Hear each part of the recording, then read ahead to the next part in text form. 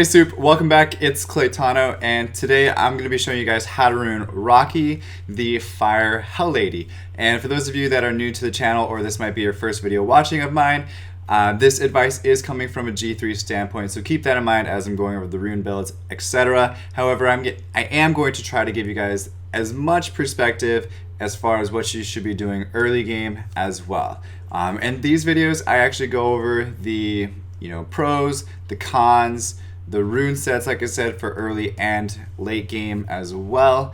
And then I go over substat priorities, team combinations, alternatives, and then my overall rating at the very end. So there's a lot to go over, so let's just get right into it here. And so basically, what I'd like to talk about first is what is Raki good for? What purpose does she bring to Summoner's War?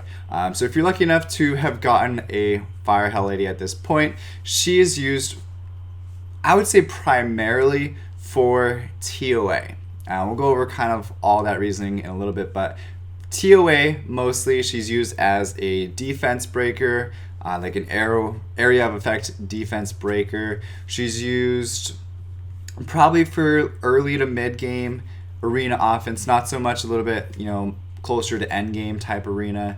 I think she's very, very strong and mainly as well strong in Guild War offense. As far as defense is concerned, with her being a little bit more of a squishy monster and primarily built as a nuker, I wouldn't typically recommend her in a defense situation because she can get nuked down pretty quickly, easily, and then she's basically just a useless monster because she's dead.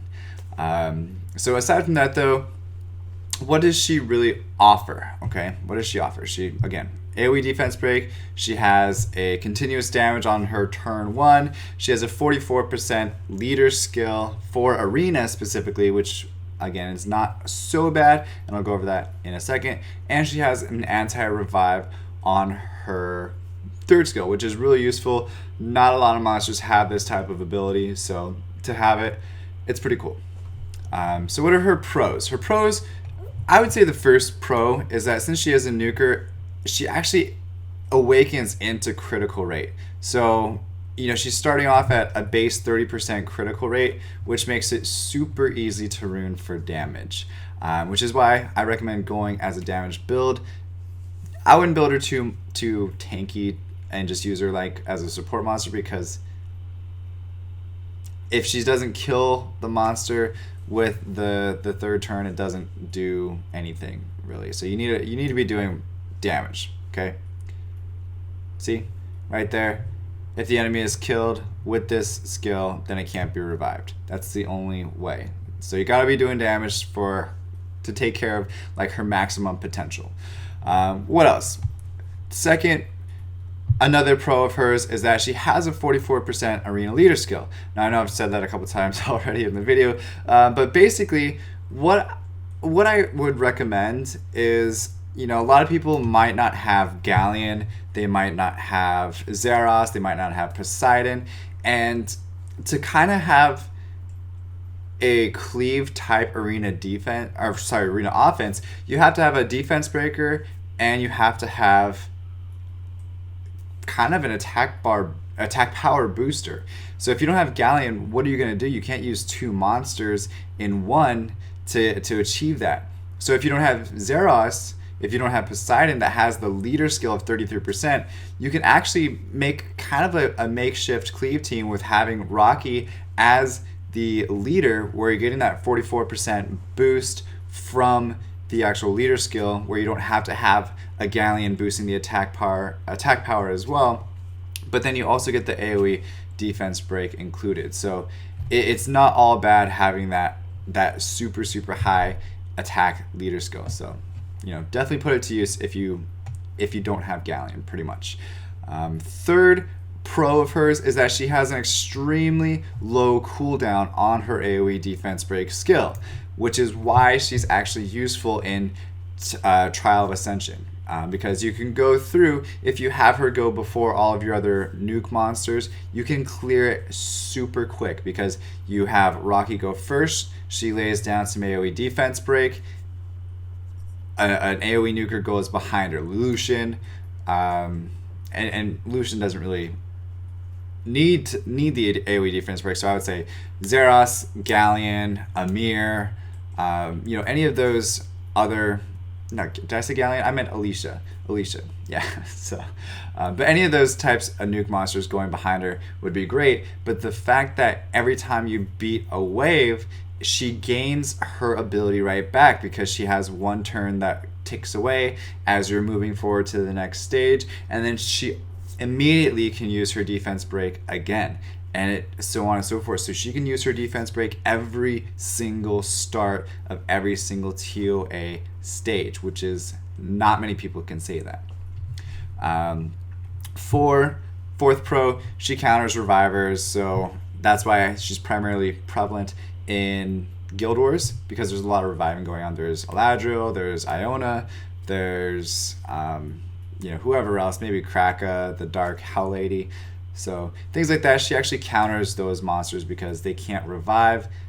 Now, is there a lot of reviving monsters going on in late game arena? No, that's why I said mostly having her in early to mid game arena offense would be primarily where she stops, unless like I said, you're using her with the cleave team as a different role.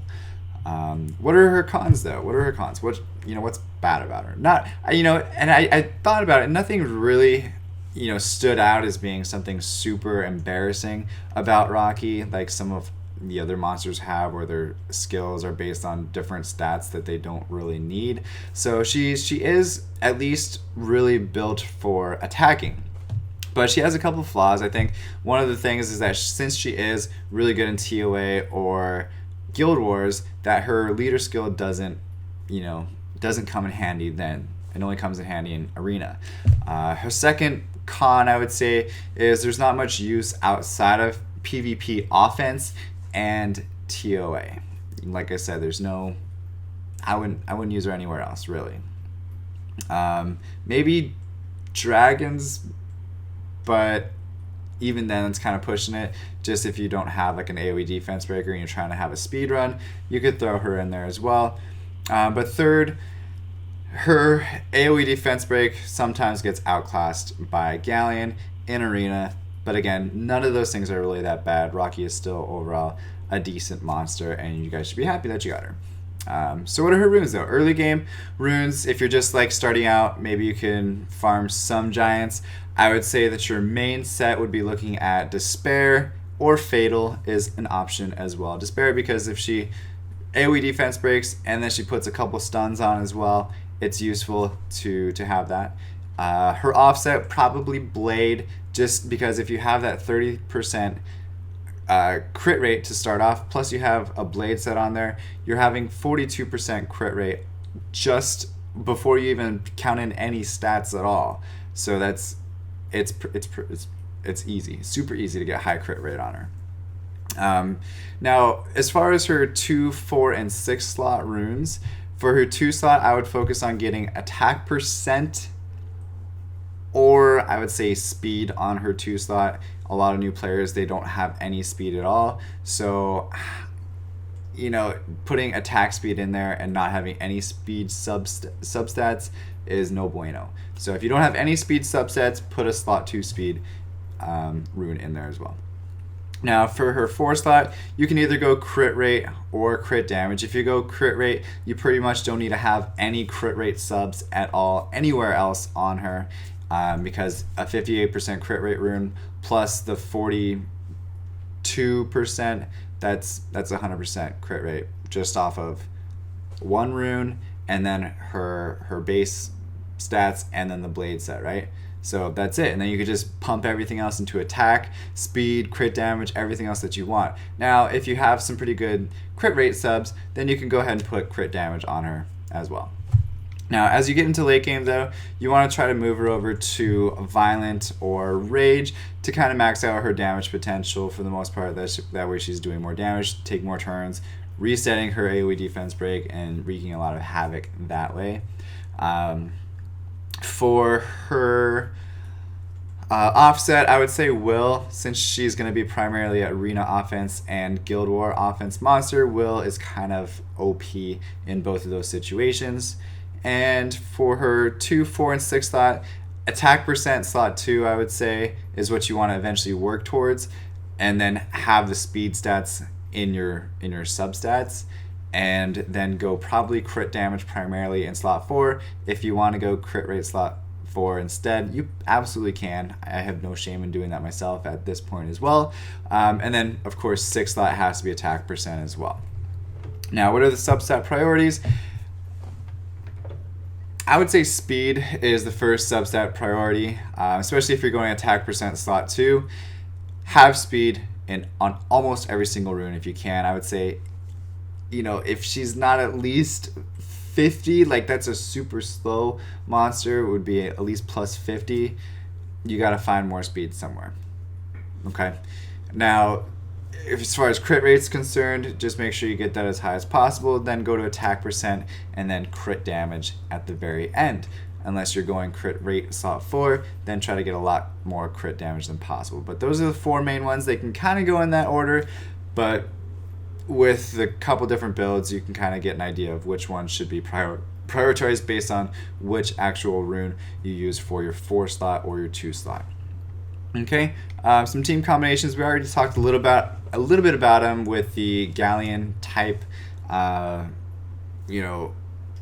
offense. So there's really not much else to say about that. However, Guild Wars, I would say put her with somebody like Claytano, because she's the main nuker. She doesn't need a lot of other damage. She has a defense break on her as well, so she doesn't need really any other type of support besides something that's going to protect her. So Claytano, maybe Chandra even, so that way he can hug her.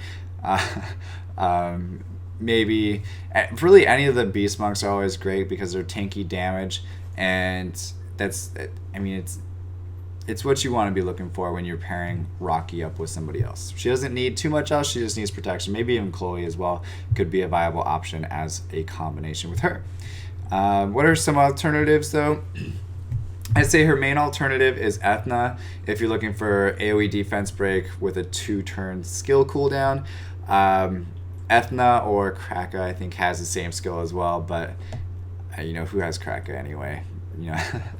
Those are the 2 main ones if you're looking for that. Any other AoE defense breaker really if you're looking for arena. So there's tons out there. There's Lure, there's Galleon. I don't need to list them all. There's plenty. As far as skill cooldown resetting, any other type of monster that does that would be a viable option if you're looking for that specific role where you don't want them to revive. So I would say like Kato, I would say Zeros if you're lucky enough to have Zeros, something like that. Now that's not actually the same exact type of skill where they actually can't be revived, because they can still be revived, but you're supposedly supposed to be resetting the skill of the reviver, not the actual monster that you're killing, if that makes sense. But overall, my final rating on Raki, it's really not too bad. I gave her 3.5 out of 5. She's useful in a few aspects of the game. Is she crazy OP where she's like on people's most wanted Nat 5 list?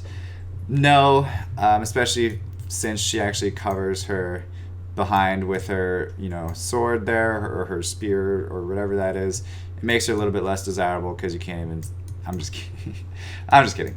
But no, she's actually a decent monster, and anybody that would be lucky to have her. So other than that, I hope you guys enjoyed it. If you know somebody or you have someone that has it, that didn't make sense to me at all. But if you know somebody that has Raki that is having a little bit of a hard time ruining her, definitely share this video with them. And if this video helped you, then please leave a comment, like, and subscribe as well, because it definitely helps me out. And I post videos about how to rune each monster every single day. So tomorrow I will be coming out with how to rune Chiwu. So definitely stay tuned for that. Other than that, guys, thank you so much. Stay soupy, don't be potatoes, and I will see you guys tomorrow. Bye-bye.